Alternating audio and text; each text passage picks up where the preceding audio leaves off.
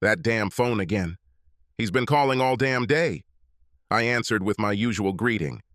Sam Brown. Sam, baby, do you think you can get out early and start our weekend? Her voice was like honey, sweet in consistency, which always excited me. What about Angela? I sent her home early. Nobody's here. Hurry up. I turned off the computer, sent the phone to voicemail, and locked the office behind me. I practically ran to my car. There would be little traffic congestion at this time of day, even on a Friday. I would be at her house in half an hour. The first time I met Christy was when she walked into the music class. We were both in junior high school. There was only one seat available for the 5'10", blonde-haired, blue-eyed beauty, and it was right next to mine. We exchanged greetings and names before Ms. Creamer began her lecture on the evolution of jazz in early 20th century America. Yes, I remember that moment clearly. That was the day I fell in love with Christy Holman. Christy and I dated throughout our freshman year. I knew she dated other guys from time to time, but I put up with it because, firstly, I had to, and secondly, she was usually free for at least one night every weekend. Spring has arrived, and I've had a great year for 3 reasons. I played on the university tennis team. It seemed that I would enter the state university. My SAT scores came back, and I ranked in the 99th percentile. Everything looked good for admission to the college of my choice. There was only one thing that could make this year better, and I planned to complete my personal top 3 on Saturday. I took Christy to see the movie Shampoo because everyone said she looked like a younger, blonder version of Lee Grant. The movie was sexy, and afterwards Christy and I kissed passionately in my car. She never allowed me anything more than French kissing and the occasional rubbing of her breasts through her blouse, and tonight was no exception. I stopped kissing Christy long enough to ask her my question. Christy, will you go to prom with me? Sam, I'm sorry. Jake Harmon already asked, and I said yes. Jake was the best quarterback in our school. I didn't even know they were dating. My ego fell into a deep, dark hole. I held myself together for the next half hour as I drove her home and walked Christy to her parents' door. She kissed me on the lips and entered the house. The porch light went out. It didn't help when the next day at Sunday dinner, my mom, in her usual cheerful way, asked if Christy was glad she was invited to prom. My little brother Jeff, my dad, and my mom were all watching me with smiles on their faces. I truly had a kind, loving family. I grew up in a safe cocoon. I can't say how happy she was when she agreed to go to prom. Most likely happy because she said yes to him. To him? Who is this for? Christy goes to prom with Jake Harmon. Let's just say that my parents did everything they could to help me get over this bump in the road. As I said, I grew up in a loving family. I did my best to avoid Christy during the summer between my junior and senior years. But autumn came, school began, and it became more difficult to avoid it. Christy acted as if nothing had happened. One Friday afternoon, she even cornered me and asked me to take her to a soccer game. I only agreed because I was going to go anyway. Jeff was the starter. What a turn. Here I am sitting next to Christy, and she calls for Jake. And I scream every time Jake passes to Jeff. Confused, right? After the game, I did my duty and handed Christy to Jake as he left the locker room. Jake was actually a great guy.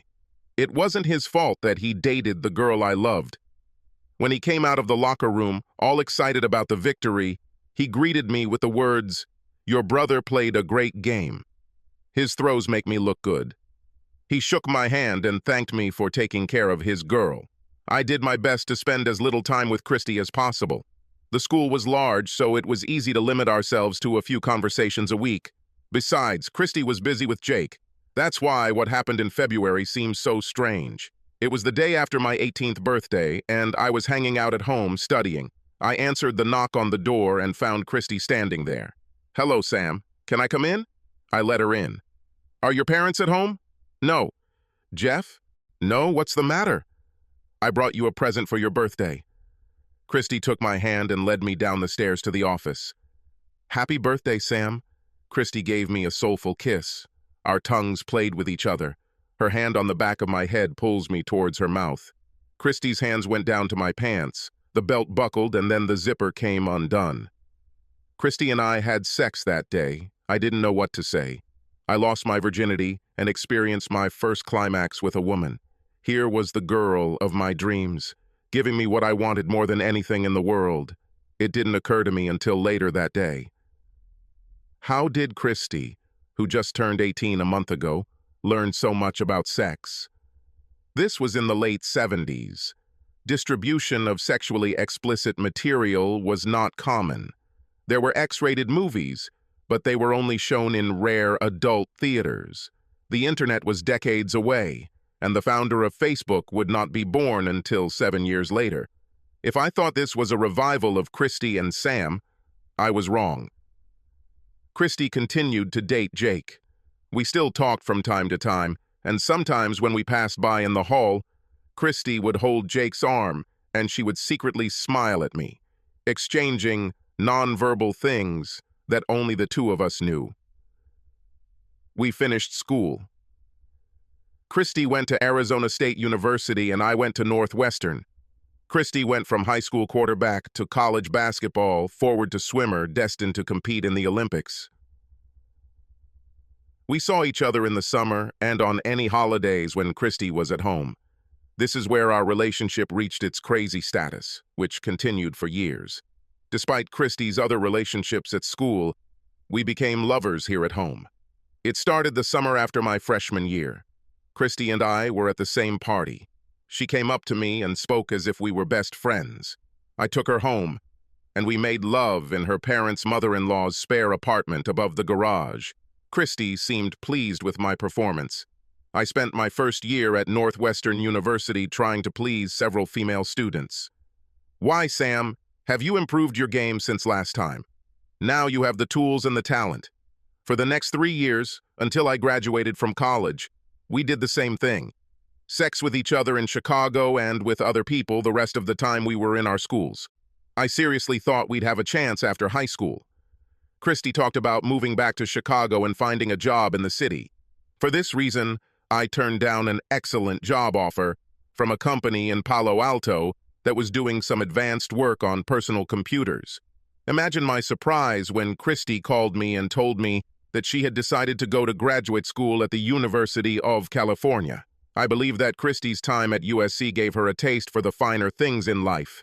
Hanging out with the rich, beautiful people of Southern California gave her the opportunity to experience what it was like to spend the day on someone's yacht or cruise down Rodeo Drive in a Bentley with her buddies. After 2 years at the University of California, Christy finally returned home. I was still single, and we started dating and having sex again. I wondered again if this could be it. Could this be what I've been waiting for?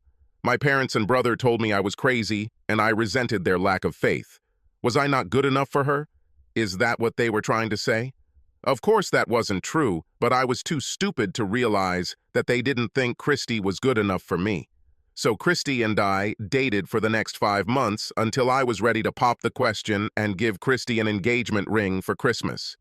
That is, until one evening, I returned from a wonderful evening listening to Beethoven at the Chicago Symphony Orchestra. Sir George was at the top of his game that evening, and I was walking on air, the Seventh Symphony spinning in my head, and Christy walking beside me, holding my hand. Sam, we need to talk. Huh? This is our last date. I'm getting married in June. He proposed to me last weekend, and I said yes. He agreed that I could go with you to the symphony concert tonight, just so you know. Who is this? His name is Kent Thomas. This is a man I met at work. He owns one of the companies that we supply with materials. And he knows that you and I dated and slept together while you were dating him? Yes, but he knows it's over between us, and he says it doesn't matter as long as I promise to be faithful from now on. Wow, you're an understanding guy. Yes, he is wonderful. Christy didn't mention, and very rich. And finally, it was all over. At least that's what I thought. I dreamed about Christy almost every night for the first year after our last breakup. She was married to Kent Thomas, and I tried to forget that. My friends and family did everything they could to help me get through it. When kindness didn't work, they teased me. When teasing didn't work, they tried tough love. I was starting to come to my senses until one day she walked into my office. Hello, Sam. It's just like it hasn't been more than a year since she said goodbye to me. Hello, Christy. What brought you here? Kent is flying to Argentina for a week of fly fishing somewhere on some river there. I'm staying in town and was wondering if you'd like some company. What are you talking about? Are you married? Yes, but I'm not dead yet, and Kent is not you when it comes to sex. I hesitated. Are you seeing someone, Sam? No, but that's not the point. I'm not going to stand here and beg, Sam. If you want, here is my address. Come after 6. Angela, our maid, will no longer be there. You can go to the garage. Here's the remote. Close the door behind you. I'll be waiting. God help me. I went to her house that night and stayed until 4 in the morning. The sex was incredible. Christy was insatiable. Christy was wearing a sheer negligee and an equally sheer robe over it. When the garage door closed and I got out of the car, she opened the door between the garage and the entrance. The light from the house illuminated her dress, and I could see the silhouette of her still beautiful body underneath. She took my hand as we walked through the kitchen. She turned off the light and led me into their office. A fire was blazing in the fireplace. Christy prepared a carafe of red wine. There were candles burning on both sides of the fireplace and on the mantelpiece. Fire and candles were the only source of light in the room and throughout the house. Take off your clothes, Sam. I've needed you for so long. I was naked, and my arms were wrapped around her body. The robe flew off, and the negligee rode up over her head, catching just for a second on one of the giant gems she wore as earrings. We kissed as I laid her down on the blankets in front of the fireplace. Christy whispered in my ear, "I miss this so much. I missed you so much, Sam." When we finished, we hugged in front of the fireplace. We talked about nothing. Nothing about her husband or the women I dated last year. It took me a while to come to my senses. Then I took Christy for the second time. For some reason, I always liked the second round better. We had sex for quite a long time, and one by one we came to the finish line. When it happened, it was like magic. We slept until her alarm rang at 3:45. I got dressed and went home. This went on for 2 years. Kent was leaving town, and Christy called, and I came running. All this time, I was waiting for Christy to come to her senses. How could she stay with him when she obviously loved me more? I know I couldn't compete with his money. Heck, I wasn't even at the same level, but I was making very good money. I could afford vacations, cars, and luxuries. Maybe not the month-long European vacation, or the Mercedes-Benz 450 convertible she drove, or the 4-carat diamonds she wore. But did she really need those things when she could have me? During these 2 years, I saw my family less and less. My mother and father, my brother and his wife were embarrassed and disgusted with me. My brother's wife, Rachel, most of all. She had strong feelings about adultery, and I was never invited to their home, although she did not stop Jeff from being with me. I think she hoped he would influence me. I waited 2 years. Then, I looked up from my desk and saw him standing in front of it. Naturally, I checked his hands for a pistol or some other weapon. Nothing but 2 hands, not even clenched fists. I had never met him before, but I recognized him from the photographs that decorated the hallway leading to their bedroom. Photos show him with Christy in Venice, Buenos Aires, Paris, and many other exotic places. He was a little shorter than me, but still in great shape for a man in his 50s. Impeccably dressed.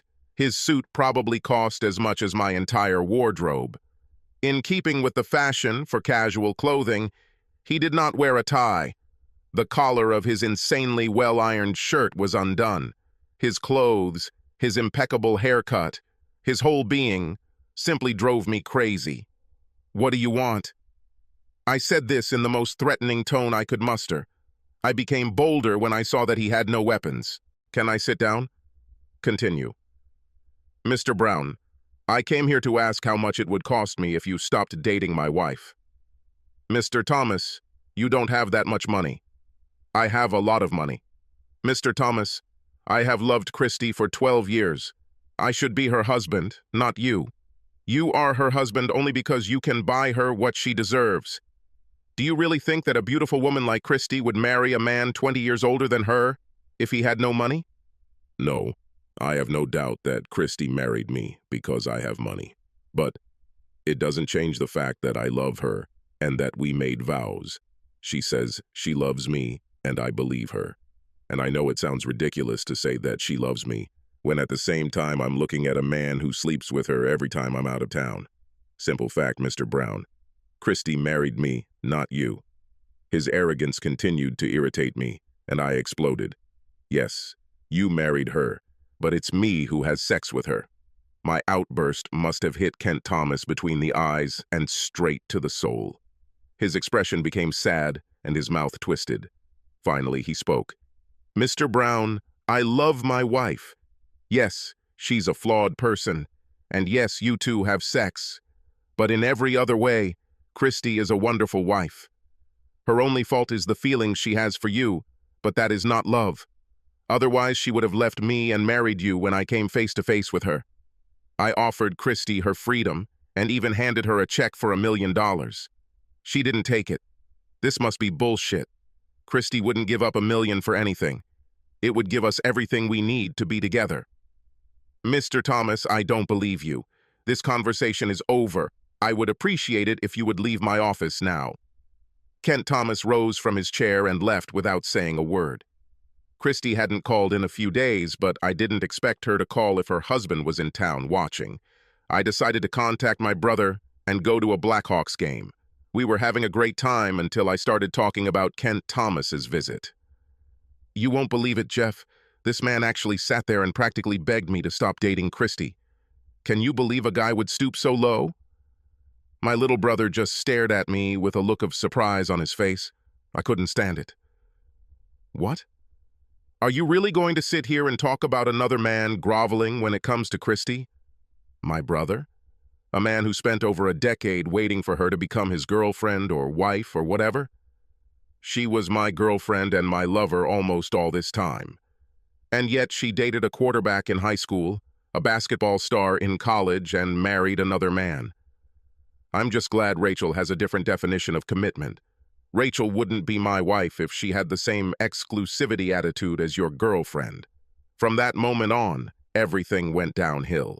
I think I made a derogatory remark about Rachel. It all ended when Jeff said to me, "Fuck you," and left the bar. I didn't hear anything from Christy for the next few months. She was in Europe for a while and then came to their home in Palm Beach. One Saturday, Christy called me at the last minute. Can you come here tonight? I have a free evening.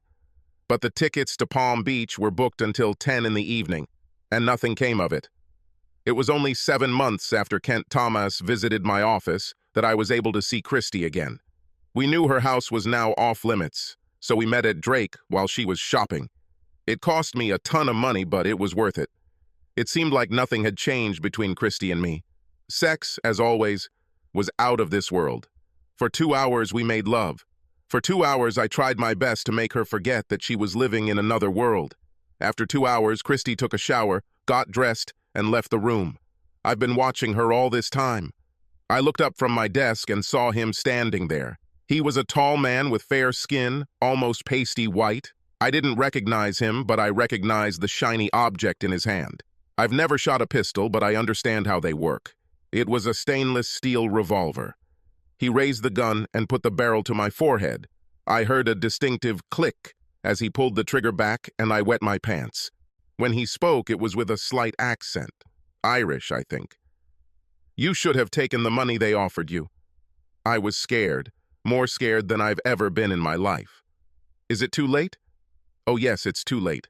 The money you were supposed to receive was given to me. At these words, my intestines almost turned out. Anyway, I farted terribly. My little office was really starting to stink. Son of a bitch. You really are a weakling. I'll do it quickly. This is your last warning. You text, talk, date, or have sex with her again, I come back and shoot you in the head. It's that simple. Oh, if you call the cops and tell them about this visit, you won't like what my partner does to you before he blows your head off. You will beg for the bullet to end your pain. The guy just turned around and walked out. I did exactly as I was asked. I never spoke to Christy again, except to tell her both times she called that I was seeing another woman and would not see her again. When Christy tried to talk, I told her it would be better if we just didn't even talk to each other. Christy seemed hurt that I had closed her door. She obviously knew nothing about the threats I received from her husband. 3 months later, I was dining alone at a small Greek restaurant on Halsted. They entered the restaurant together. Heck, of all the thousands of restaurants in Chicago, and especially this one, this is not a place that a multimillionaire and his trophy wife frequent. What the hell are they doing here? They sat where I should have been facing them, just a couple of tables away, close enough to overhear. Christy looked back and saw me. She leaned over and told Kent that she recognized her friend. Would he mind if she came over and said hi? Of course not, dear. Christy rose from her chair and walked over to me. Sam, what a surprise. How are you? I watched Kent out of the corner of my eye as I answered Christy. He watched, smiling. I'm fine, Christy. And you? Better than ever. Still dating that lady you told me about? My fictional stay-alive lady. I lied. Yes. I think we will get married. That's good, Sam. Are you going to invite your old friend to your wedding? No, it's unlikely. Christy lowered her voice so Kent wouldn't hear. God, Sam, do you have to be so damn cold? Now Kent shook his head, and his smile became sinister. Go back to your husband and leave me alone. Fuck you. Christy turned and walked back to Kent. I put the 20 on the table and walked out without looking at them. As I approached the door, it dawned on me that meeting them in that restaurant was not an accident. I was being followed and he knew where I would be. Kent Thomas brought Christy there to gloat. He won and I lost. 2 days later, the same tall Irishman came into my office. All he said was, "Keep up the good work." That's all. My brother and I mended our relationship, but only after I apologized for being such an ass to Rachel. She didn't deserve my disrespect. She was Jeff's loving wife. They convinced me that I needed professional help. I spent 6 months with a therapist, trying to overcome 12 years of yearning for a woman who had never wanted anything from me except support. It took me these 6 months to understand this. What makes a woman like Christy attractive, Doc? What makes her treat the man she loves this way? Do you think Christy loves you? She told me yes. She's been telling me this since high school. She was the first woman I ever fell in love with. We continued making love until her husband started threatening me. I don't know Christy, and I can't say for sure, but from everything you've told me, she's a classic narcissist. The world revolves around her and what she wants, what she thinks she deserves. She wants everything that comes with being rich, but she also wants great sex.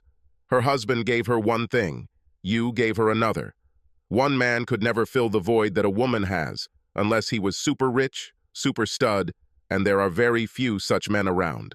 Not enough for all the women looking for Mr. Everything. Plus, even if the husband is rich enough and great in bed, does he spend enough time with her or does he make a living supporting their lifestyle? And does he satisfy her emotional needs? You see, Sam, people with narcissism will always find an excuse to want more. And just to be clear, this doesn't only apply to women. Needs and desires may vary, but there are narcissistic men who cannot fill their bucket. Think about some of the masters of the universe types you have encountered in the business world. They have the same problems, just different needs. What about Kent Thomas, her husband, Doc? How can a man afford to support his wife who cheated on him? How does he tolerate this? The doctor did his best to hide his surprise at my question. He thought for a moment, then replied, I would like you to answer your own question, Samuel. How have you endured this all these years, waiting for a woman who obviously treated you with such disrespect? You have loved the illusion all this time. At least Mr. Thomas sleeps with her and spends most of his time in the same house with the woman he loves. You were given much less than that, and you returned again and again all these years. His words touched me deeply. At first, I was angry at what he said and the way he said it. I almost canceled my next session the following week. But over the next few weeks, we discussed it. His words reinforced everything my parents, brother, and friends had tried for so long to make me understand. The situation has become clearer. I can honestly say that after 6 months I was able to resist Christie's next challenge, even without the Irishman's threat of physical harm. I was almost there and almost free of her. It took another 2 months to place the ad in the Men Seeking Women column in the Reader's newspaper. This was the best option for online dating. I met several women this way, but it turned out that I met my future wife through friends. When Fred and Diana Turner realized that I had finally broken up with Christie, they introduced me to their friend. Stacey Roberts was and remains a beautiful woman, both inside and out. How I was so lucky that this woman was still single and wanted to eventually marry me is beyond the blessings I deserve.